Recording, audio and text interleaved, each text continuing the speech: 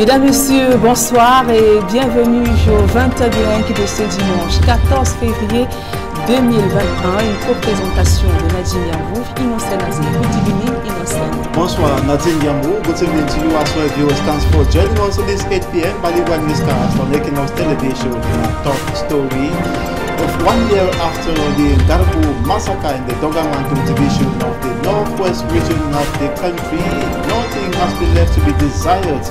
The population, notably victims, have evacuated the area. They have been certain, saying the remains of their home traumatized them. Bostella went to Darbu and so they painting the picture of the locality that left 22 persons killed, including 10 children and 3 women. And it should be noted that perpetrators of that massacre, who are members of the Defense and Security Forces, are due to appear in court February 15. À la une de ce journal, le nouveau procureur à la tête de la CPI, le Britannique Karim Khan, ex-membre du Conseil de certains prisonniers de la crise anglophone, a été élu au terme du rencontre des pays membres à New York. Il succède ainsi à la Gambienne Fatou Bensouda, qui aura passé près de 9 ans à la tête de la Cour. Au cœur du recrutement du BIR session 2021, 8 candidats disqualifiés de la course, ils sont accusés de fraude. On fait le point en ouverture de ce journal.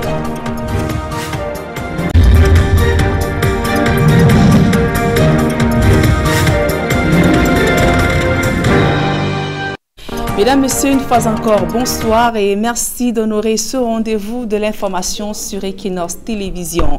Recrutement au BIR, session 2021, 8 candidats de l'extrême nord recalés, disqualifiés. Ils ont été pris en flagrant délit de tricherie lors de l'épreuve de course de 20 km. Le reportage d'Amadou Daïrou et de Jean-Paul Chuniat.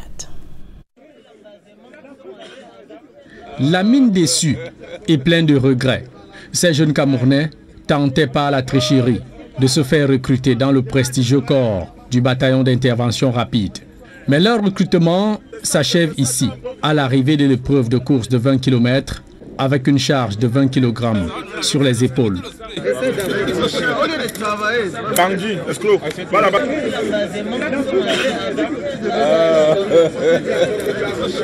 Leur petit stratagème commence bien avant la course, avec des tickets de couleur fabriqués à base de pots de couleur achetés dans les marchés. Revérifier pour qu'on n'envoie pas un candidat injustement chez lui. Et on a pu rattraper certains qui ont rejoint les rangs et qui sont dans le cycle, qui continuent le celui qui a ça sur la bouche et les oreilles pour confirmer. Et durant le parcours, certains vident même le sable de leur sac et y remplissent des tissus. Une super chérie mise à nu grâce à la vigilance des examinateurs du BIR. Quand nous, on a déposé les sacs là ici, oui. On nous versait de l'eau là, c'est coulé comme ça. Non, regarde, hein, regarde. Ça là, on t'a pompé ça là-bas à l'arrivée. Oui, non, j'ai dit que nous sommes avec un gars là, qu'on est fait le sport ensemble là-dedans. Ces 8 cas ont été décelés au sein des 200 premiers qui ont directement été disqualifiés. Au-delà de cette fausse note, 4292 candidats ont connu de fortunes diverses, notamment 45 cas éprouvés et accueillis dans les différents postes de prise en charge le long du parcours, avec des cas d'hypovolémie liés à la déshydratation. Les cas les plus graves sont 4 cas de traumatisme, dont 2 fractures du fémur, 2 fractures des os de la jambe, un cas de détresse respiratoire qui est en train d'être évacué à l'hôpital régional de Maroua. Dans une région au climat rude, au relief favorable, le bataillon d'intervention rapide a mobilisé 14 ambulances, des unités de sapeurs-pompiers, 3 médecins anesthésistes réanimateurs et une trentaine d'infirmiers de l'hôpital militaire numéro 4. Le dispositif a consisté à déployer sur le terrain des postes fixes et un poste médical avancé a été mis en place à l'arrivée. En dehors des 8 fraudeurs éliminés d'office, des 4292 candidats appelés pour l'extrême nord, peu d'élus intégreront la liste définitive des 2200 commandos des 10 régions devant poursuivre la formation dans les centres d'instruction du BIR. Une unité d'élite de nos forces de défense et de sécurité. Évoquons à présent cette consécration d'un avocat de renommée internationale à la tête de la CPI, Karim Khan, ex-membre du conseil de certains prisonniers de la crise anglophone, a été élu procureur général de la Cour pénale internationale. Il a obtenu 72 voix sur les 123 États membres réunis à New York aux États-Unis. Le Britannique âgé de 50 ans succède à la Gambienne Fatou Bensouda à la tête de la CPI. Karim Khan s'était donc constitué il y a quelques années dans la défense de certains détenus de la crise dans les régions du nord-ouest et du sud-ouest, notamment Félix Akbombala et Fantem Neba devant le tribunal militaire de Yaoundé. Il dirige depuis 2018 l'enquête de l'ONU sur les crimes de l'État islamique en Irak. Il faut donc préciser qu'il occupera ses fonctions pour un mandat de 9 ans. Tout autre chose à présent, les producteurs regrettent le peu d'intérêt dont ils font l'objet de la part des pouvoirs publics, le manque de financement, l'enclavement des bassins de production ainsi que le vieillissement de la main-d'œuvre figurent parmi les difficultés auxquelles ils font face au quotidien. Ils l'ont fait savoir au cours d'une rencontre à Yaoundé entre les pouvoirs publics. Le reportage de Marcelin Gansop. Venus de plusieurs bassins de production, ces agriculteurs ont égrené un chapelet de difficultés qui les empêchent de s'épanouir convenablement. Il y a d'abord le problème de la main-d'œuvre. Tous nos jeunes sont déjà en ville, ils cherchent du travail avec les vestes. Nous avons un problème de semences améliorées et puis des insecticides, des fongicides. C'est vraiment pénible. Il y a le problème financier. Parce que vous savez que tout maintenant doit s'acheter. Or, la poche du producteur ne répond pas toujours. Comme difficulté, nous avons le corsage qui bat son plein dans la localité. Et aussi les producteurs qui travaillent beaucoup, mais qui ne sont pas accompagnés. Puis sur les intrants, ils n'ont pas les intrants. L'enclavement des bassins de production agricole commande que quelque chose soit fait pour l'entretien des routes communales et autres pistes rurales dont la forte dégradation, notamment en saison des pluies, est source de démotivation et de découragement. L'enclavement est exagéré pour nous. Et sortir nos produits en pleine zone de pluie, c'est un autre problème. Il n'y a pas de route, c'est pas facile. Pas facile de faire sortir, d'écouler nos produits. Des difficultés et bien d'autres portées sur la table du gouvernement, dont les représentants de divers projets et programmes logés au sein des ministères ont été conviés à cette rencontre autour des défis du monde agro-pastoral. Ce sont eux qui ont mieux des solutions à nos problèmes, parce que vous voyez ici aujourd'hui nous avons près de 15 partenaires de différents projets et de différents ministères qui sont là pour pouvoir comprendre d'abord l'effectivité du projet, parce que beaucoup de projets sont là mais beaucoup ne connaissent pas aussi. Aujourd'hui ici beaucoup sont surpris de comprendre même qu'il y a un projet panier à huile, qu'il y a un projet bananier plantain, et c'est ça notre rôle, c'est ça la solution que nous essayons d'apporter pour pouvoir sortir un peu du gouffre et améliorer leurs conditions de vie. Les producteurs, regroupés au sein d'une confédération nationale, ont besoin de soutien. Les belles paroles et autres éternelles promesses ne suffisent pas à améliorer les rendements dans un environnement marqué par une crise sanitaire qui s'éternise. C'est le ciel qui est tombé sur la tête des petits producteurs que nous sommes. Depuis que le Covid est arrivé, on dirait, les planteurs sont abandonnés à eux-mêmes. Vous voyez que les prix ont pratiquement chuté de plus de 70% parce que le café est parti de 800 francs. Depuis 2 ans, il est à 300 francs le kilogramme. Vraiment, c'est absurde. Cacao, café, banane plantain, igname, manioc, sans oublier tout type d'élevage. Rien n'échappe à la main travailleuse de nos producteurs. Ils demandent simplement à être accompagnés et soutenus. Et ce 14 février 2021 est jour de Saint-Valentin, une fête dédiée aux amoureux. À l'occasion de cette célébration qui rentre de plus en plus dans les mœurs des Camerounais, des hommes et des femmes rencontrés ce jour dans les magasins et autres lieux de vente des cadeaux n'ont pas manqué d'user de stratégie et même d'ingéniosité pour pouvoir dénicher la pièce phare afin de séduire l'élu de son cœur et déclarer sa flamme. Suivons ce reportage d'Isabelle Carole Zoupette. De nombreux amoureux en quête de cadeaux dans les espaces marchands ce 14 février, jour de Saint-Valentin. C'est du moins ce que l'on observe dans plusieurs commerces, ici au Ledi, Carrefour Anatole à Douala, entre vêtements, bijoux, tableaux, Rose et bien d'autres, le choix n'est pas si facile à opérer. Et pour ceux qui l'ont déjà fait, il faudra s'armer de patience pour faire emballer son présent en raison de l'affluence. Une occasion de bonnes affaires pour les commerçants. Depuis 2 jours, les gens viennent déjà un peu. Plus les gens attendent régulièrement la dernière minute. Ça varie de 500 jusqu'à 2000, ça dépend du volume du paquet. En cette journée si précieuse aux yeux des amoureux, pour faire plaisir à sa moitié et lui témoigner tout son amour, à chacun son programme pour rendre ce moment inoubliable. C'est une fête très importante pour moi. J'ai prouvé une montre de qualité avec un sac à main d'âme chic. Donc c'est ce que j'ai prouvé pour ma femme là-bas comme cadeau de Saint-Valentin. Parce que je tiens vraiment à elle. Après avoir fini de prendre un pot avec mes amis, après la séparance, madame et moi, nous irons dans un hôtel chic de la place pour finir notre soirée. Une célébration qui de la vie de certains n'a pas lieu d'être, car c'est au quotidien que l'on devrait raviver la flamme, selon eux. Saint-Valentin, c'est un truc que je n'ai même jamais fêté comme on peut dire fêter normalement. C'est tout le jour qu'on fête ça, c'est pas forcément que ce n'est que le jour là même qu'on doit fêter, donc tous les jours c'est la fête. Toujours est-il que tous les 14 février à travers le monde, nombreux sont celles et ceux qui se préparent à célébrer leur couple et leur amour pour la Saint-Valentin. Et c'est certainement un site qui a été très sollicité en ce 14 février, jour de Saint-Valentin, par les amoureux. Il s'agit du village Bonindale, situé dans le 4e arrondissement de la capitale économique Douala. Pourtant méconnu, il est devenu au fil des années un lieu par excellence de production artistique et d'inspiration. Des Camerounais, donc à la recherche des points de divertissement, s'y rendent de plus en plus pour se divertir. Le reportage de Kate Diara. Bonindale, petit village situé dans les profondeurs de Bonabéry, aux abords du fleuve Vouri et en harmonie avec la nature, la sérénité, connu pour sa proximité avec le quartier abattoir.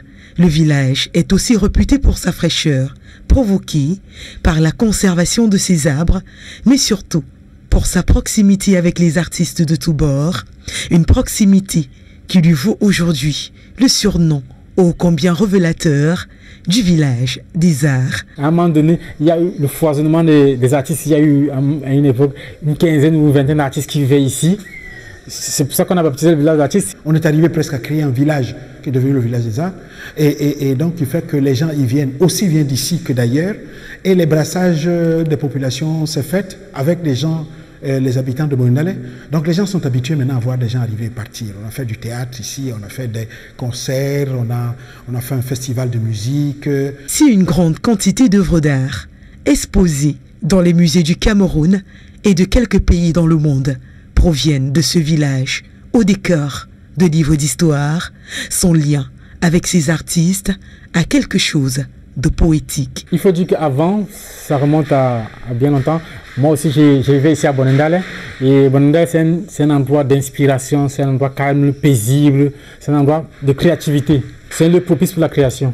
Alors, pour se ressourcer, les artistes du monde font le voyage jusqu'aux berges du fleuve Vouri, comme ce groupe, composé de comédiens étrangers, qui a fait le choix de l'espace Wema à Bonindale pour les répétitions d'une pièce de théâtre qui va se jouer à la fin du mois de février à l'Institut français de Douala et au Centre culturel camerounais de Yaoundé. Je vous remercie quand même de vos précieux conseils. Néanmoins, je n'ignore pas les précautions à prendre. Pourquoi tu t'engages donc dans quelque chose alors que tu ne connais ni le risque ni le danger encouru? Les frayeurs creusent comme un puits, j'en connais des tonnes depuis, j'ai pris la décision de suivre ce chemin. Si certains artistes de ce village dédié à l'art se contentent de leur production et des regroupements des personnes de la même vision, d'autres y voient l'opportunité pour la culture de se développer à l'image d'un ailleurs, présenté comme plus prospère. J'ai fait beaucoup de résidences et donc le fait de faire tout le temps de résidences m'a amené à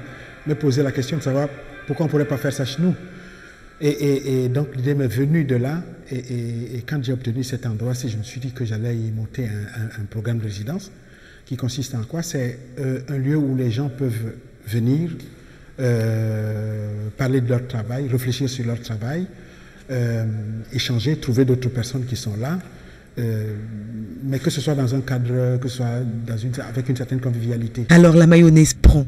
Petit à petit, le village de l'Art est devenu un lieu de promenade pour de nombreuses familles qui fuient la pollution du centre-ville de Douala pour s'y recueillir. Disons que nous, notre besoin, ce n'est pas forcément d'être un lieu public, ouvert, un lieu marchand. Non, c'est d'abord un lieu de réflexion. La première des choses, c'était que nous puissions être dans un environnement où les gens sont d'accord avec ce que nous sommes en train de faire.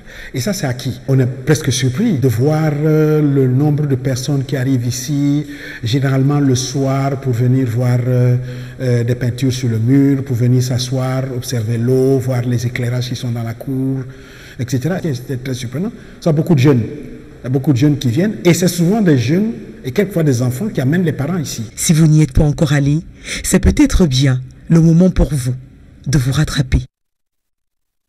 C'est avec ce reportage que nous mettons un terme à la première partie de ce journal. La suite, c'est en langue anglaise avec vous, Inolse Nazi. Thank you, Nadine Yambo. Once again, good evening to you, viewers. Thanks for staying with us. 1 year after the Ngarbo massacre in the Donga-Mantung division of the Restif Northwest region that claimed the lives of 22 persons, including 10 children and 3 women, nothing has been left to be desired. The population are rather fleeing the locality, and most of them encountered by our reporter Bustela say remains of the houses traumatized them, and the government's promises made to assist the population to ensure reconstruction of their homes is still expected to yield better fruits. Bustela paints a picture of Ngarbo a year after in this report. This is what is left of this once vibrant community. It is now deserted. The remains of abandoned food stalls, burnt houses and graves are the only signs people once lived here. This is Ngarbo, 12 months on. At least 22 people were killed, among them women and children. The 4 affected families conducted mass burials. Here lies other victims of the Ngarbo incident of February 14, 2020. And this tomb is a woman who was pregnant, her child, and a man. In this locality of Ngarbo, there are 3 others, adding to these to be 4, constructed by the government of Cameroon in memory of those who were killed. The images of what happened here 12 months ago are sealed in the minds of the victims. Fai Edison D is still devastated. He lost 9 members of his family. We were sleeping in the night. We got shooting. After we discovered fire, we wanted to come out. After they locked me in the door, even me, I come out through window. My small brother come out through window. My mother called picture. In the house, they shoot me with gun, and my sister, and saw from my brother and another sister with a baby in the hand, baby which is only 2 weeks. They shoot with a gun and burn with fire. My brother, they are original outside. I didn't know where they are now.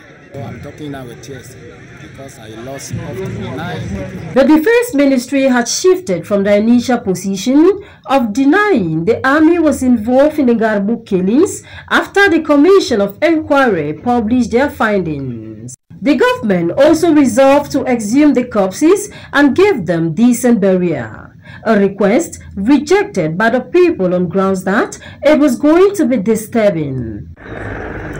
Here, a family of 9 were asleep when the unfortunate incident of February 14, 2020 happened here in Ngarbo. 9 of them were killed in this house and buried here in a single grave. 1 year after, the government has constructed 4 monuments like this one to remember these victims. Ngarbo 3 is almost empty. Many fled and are yet to return. They are yet to bury the past. In Ngarbo now, I am not able to go there because when I go there now, I will feel pains. Remember my mothers, my sisters, and the chickens that they burn with fire. It will be worrying me. Recently, regional authorities landed in Garbo, the place of the tragedy. They performed ceremonies at the graves to pay respect to those whose lives were cut short. The government is making sure that the terrible event of February 14, 2020 don't change Garbo forever. They brought support to rebuild the lives of the victims. But he also decided to assist the bereaved family with money to rebuild their houses and to compensate the crops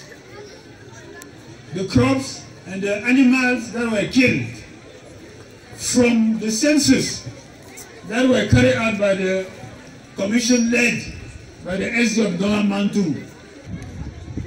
He also asked me to tell to the family member that yes, we are commemorating the victims today, but maybe later on the family will still organize the funerals.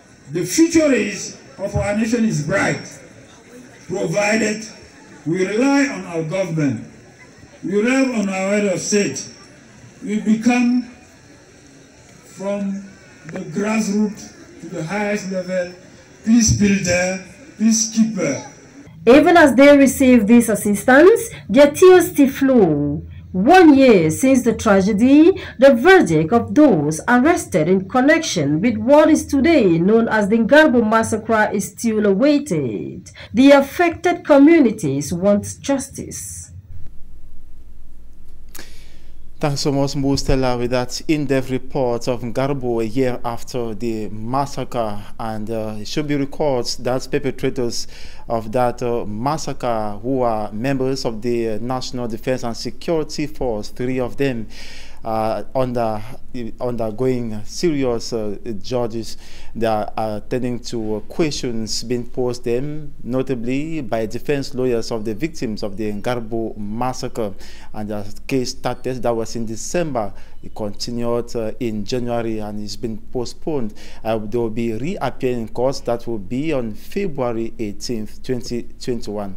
And we talked something else to say. The International Criminal Court member countries elected Karim Khan as prosecutor after an unprecedented vote.